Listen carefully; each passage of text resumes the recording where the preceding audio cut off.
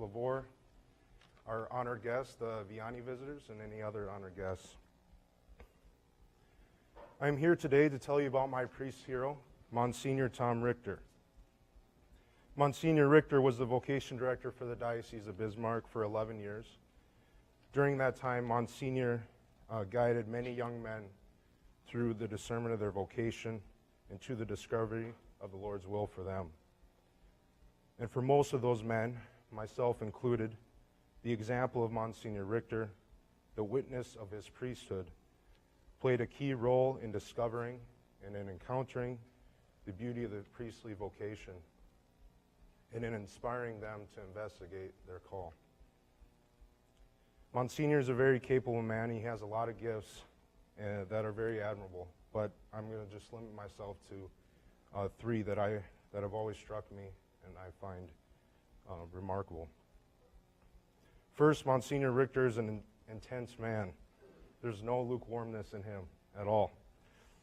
This intensity bears witness to the fact that there is a great spiritual battle in which we're all engaged.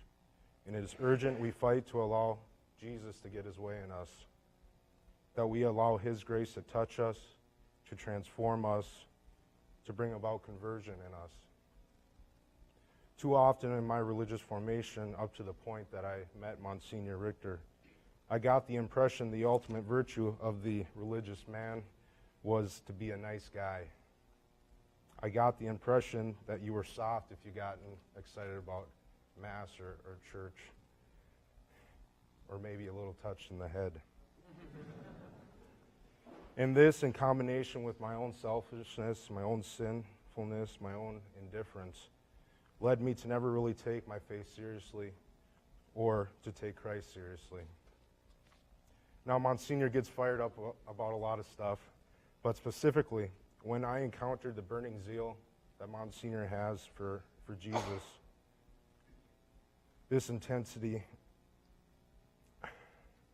in the way that he preached and the way he talked about Christ, I began to realize at a much deeper level than I ever had before that the gospel is not some abstraction, but impactful on my life now. In fact, because it's true, it changes everything. I realize at a deeper level that Jesus, far from being some idea or a mere spiritual teacher, was the Christ, the Son of the living God, and that I couldn't hold back or avoid him anymore. And finally, I no longer conceived of living a full Christian life, totally given to Christ, as being a softy or a nice guy. Rather, Monsignor was a model for true Christian manhood. Many men my age and from my area can give similar accounts and are likewise inspired by Monsignor's fire and his burning desire for Christ. Second, Pope Emeritus Benedict XVI said in a meeting with clergy in 2006, "The faithful expect only one thing from priests, that they be specialists in promoting the encounter between man and God. The priest is not asked to be an expert in economics, construction, or politics. He is expected to be an expert in the spiritual life."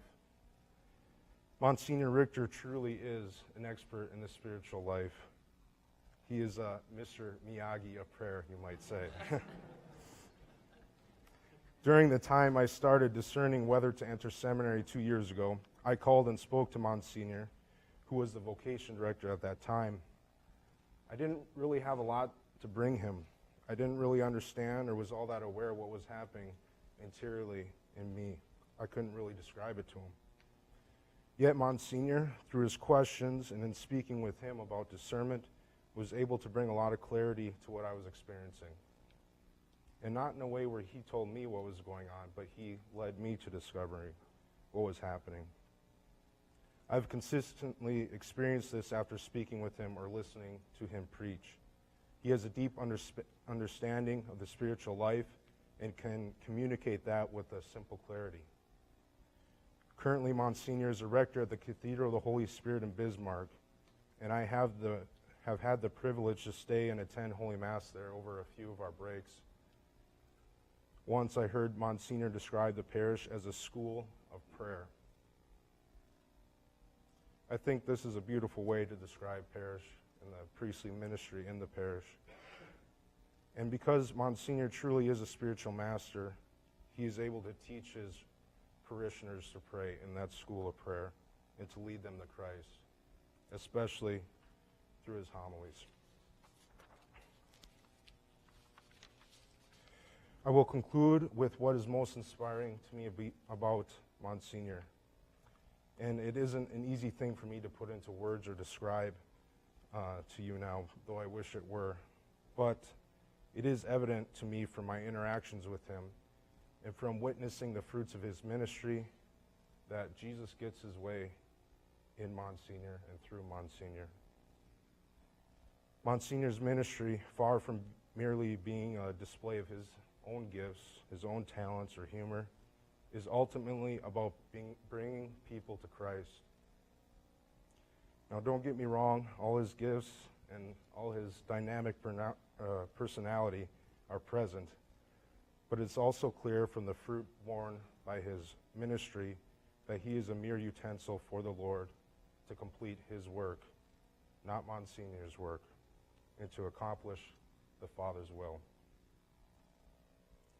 So in summary, the reason Monsignor is my priest hero and I admire him so much is because he is so fully and so deeply possessed by Christ and his love, and he inspires and leads other people to give themselves to Christ in a radical way.